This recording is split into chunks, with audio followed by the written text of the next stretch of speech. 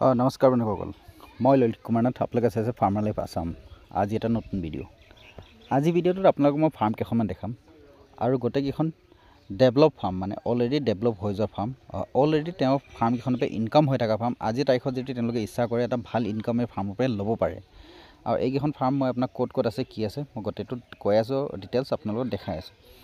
এইখন ফাৰ্ম হৈছে অৰুণাচল ফাঁচীঘাটৰ ডক্টৰ মাকেন কাই, ছিনিয়ৰ ভেটেৰিনেৰী অফিচাৰ হয় তেখেত, অৰুণাচলৰ ফাঁচীঘাট ডিষ্ট্ৰিক্টৰ। ঠিক আছে, ফাঁচীঘাটৰ এজন ছিনিয়ৰ ভেটেৰিনেৰী ডক্টৰ হয় তেখেত, আৰু তেখেতৰ এখন ফাৰ্ম হয়। তেখেতৰ এইবিলাক আপোনালোকে দেখিছে পোৱালিবিলাকত কেনেকৈ ৰাখিছে, বহুত ধুনীয়া এটা ছেটআপ বনাইছে, বহুত ধুনীয়াকৈ ৰাখিছে। তেখেতৰ মানে ফাৰ্ম ষ্টাইল, ফাৰ্ম কৰা ষ্টাইলটো বহুত ধুনীয়া হয়।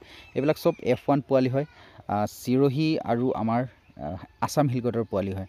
তাৰপিছত ইয়াত কিছুমান এতিয়া যিবিলাক চিৰহি F1 হয়, তাৰ লগত ব্ৰিডিং কৰিবৰ কাৰণে বৰটো আপোনালোকে দেখিছে, এই বৰটো দি তেওঁ ব্ৰিডিং কৰি আছে। এতিয়া মানে মই ক'বলৈ বিচাৰিছোঁ এইটো কথা কি আমাৰ অসম বা অৰুণাচলত বহুত কিছুমান এনেকুৱা ফাৰ্ম, নতুন ফাৰ্ম উঠি আহিছে, যিবিলাকখন ফাৰ্মত আপোনাৰ মানে যিটো ডেভেলপমেণ্ট হ'ব লাগে খুব ধুনীয়া গতিত আৰু খুব ধুনীয়া স্পীডত হ'বলৈ আৰম্ভ হৈ গৈছে। তেওঁলোকে যেনেকৈ এতিয়া এই বগা ছাগলীকেইজনী নতুনকৈ তেখেতে সোমোৱাইছে আছাম হিলগটৰ, আৰু বৰৰ লগত ক্ৰছ কৰিব। তো বৰৰ পৰা যিটো আছাম হিলগটৰ লগত ৰিজাল্ট এটা আহে, সেইটো খুব ধুনীয়া ৰিজাল্ট আহে, তেখেতে গম পায়। আৰু সেইটো কাৰণে তেখেতে এই ফাৰ্মখন খুব ধুনীয়াকৈ এতিয়া বৰ্তমান কৰি আছে, আৰু আগত ভৱিষ্যত এখন বহুত ডাঙৰ ফাৰ্ম আৰু ভাল আৰ্নিং এটা তেখেতে ল'ব। ইয়াৰ পিছত এখন ফাৰ্ম দেখাইছোঁ, যিখনত মানে নগাঁৱৰ ফাৰ্ম হয়।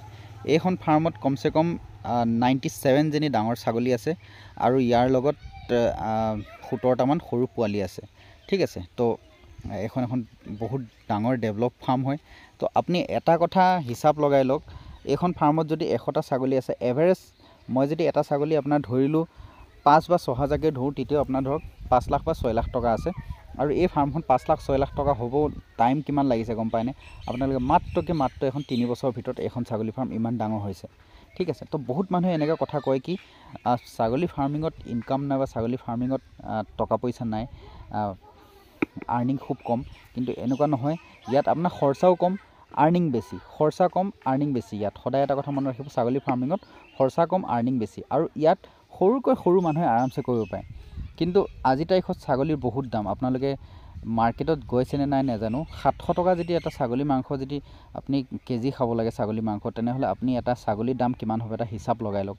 আৰু তাৰ মাজত কিছুমান গাঁৱৰ মানুহবিলাকে এতিয়াও নাজানে, কম দামতে বেছি থাকে, যিবিলাকৰ কাৰণে বেপাৰীবিলাকে, মই এজন বেপাৰী চিনি পাওঁ, তাৰ ছাগলী কাটিঙৰ দোকান কৰিয়ে আজিৰ তাৰিখত তেখেতৰ 40টা ভাড়াৰ ৰুম আছে, 40টা ভাড়াৰ ৰুম আছে। তো আপোনালোকে এটা হিচাপ লগাই লওক, 40টা ভাড়াৰ ৰুমত সি কিমান ইনকাম কৰে।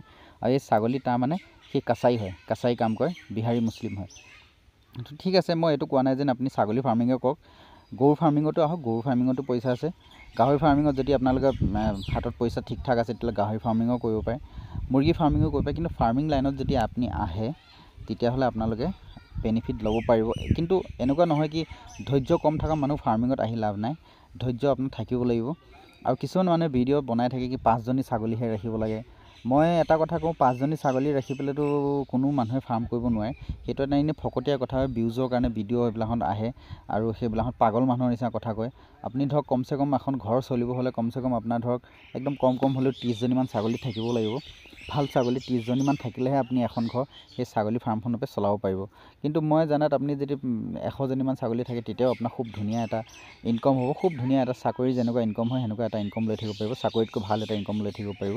তো সেইটো হিচাপে আপুনি কামো কৰিব লাগিব। এনেকুৱা নহয় কিছুমান ভিডিঅ' চাই পেলাই কিছুমানে কয় কি মই 5জনীহে ৰাখিম, 6জনীহে ৰাখিম, সেনেকুৱা নহয়। সেই চিকা মাৰি হাত গোন্ধোৱা কাম নকৰিব। যদি কৰে অকণ হাই লেভেললৈকে কৰিবৰ কাৰণে চেষ্টা কৰিব। বাকী এইখন ফাৰ্ম মই দেখাম, দাদাজনকো মই এই ভিডিঅ'টোত দেখাই দিছোঁ। আচলতে এই ভিডিঅ'টো সম্পূৰ্ণ ভিডিঅ' মই আপলোড কৰা নাই, কৰিম পিছত। এই ভিডিঅ'টো আপলোড কৰিম। এই দাদাজন নগাঁও হয়, আৰু এখন তেওঁৰ ফাৰ্ম হয়, তেখেতৰ ফাৰ্ম হয়। এইখন ফাৰ্মৰ বিষয়ে এটা লম্বা ভিডিঅ' আছে, মই আপলোড দিম পিছত, আপোনালোকে চাব। সেই ভিডিঅ'টো চাই পেলাই আপোনালোকে নিশ্চয় বহুতখিনি কথা শিকিব পাৰিব। এইটো চিম্পল ভিডিঅ' দিছোঁ মই, আপোনালোকে এইটো দেখাব বিচাৰিছোঁ এই ভিডিঅ'টোৰ যোগেদি। আমাৰ অসমত কিছুমান ফাৰ্ম মনে গঢ় লৈ উঠিছে, আমি গমেই নাপাওঁ। কিছুমান ফাৰ্ম এনেকুৱা মনে গঢ় লৈ উঠিছে, আমি গমেই নাপাওঁ, আৰু তেওঁলোকে ভাল ইনকাম কৰি আছে, বহুত ভাল কথা, বহুত ভাল আৰ্নিং কৰি আছে তেওঁলোকে। ইয়াৰ পিছত নেক্সট এখন ফাৰ্ম, এখন বাৰবাৰী গড ফাৰ্ম এখন, সম্পূৰ্ণ এখন বাৰবাৰী গড ফাৰ্ম। এই ফাৰ্মখনত বহুতখিনি বাৰবাৰী ছাগলী আছে। এই ফাৰ্মখনৰ অনাৰজনে মোক ভিডিঅ'টো দিছিলে, কিন্তু ক'ৰ হয় মই নাজানো, তেখেতে মোক ফোনো কৰা নাই। তো তেখেতৰ ঠাইতো আপোনাৰ ভালেমানখিনি বাৰবাৰী ছাগলী আছে। এই বাৰবাৰী ছাগলীখিনি আপুনি এটা হিচাপ লগাই ল'ব পাৰে। আমাৰ অসমত বাৰবাৰী যদি 3 মাহৰ পোৱালি এটা হয়, কমচে কম 12,000 14-15 হাজাৰলৈকে বিক্ৰী হয়। অসমত জন্ম হয় 12,000 14-15 হাজাৰ ভিতৰত এটা বাৰবাৰী পোৱালি বিক্ৰী হয়। মতা পোৱালি হ'লে 15,000 সেনেকৈ বিক্ৰী হয়। তো আপুনি এটা হিচাপ লগালে বহুতখিনি বাৰবাৰী আছে আৰু এখন বাৰবাৰী ফাৰ্ম হয় তেখেতৰ।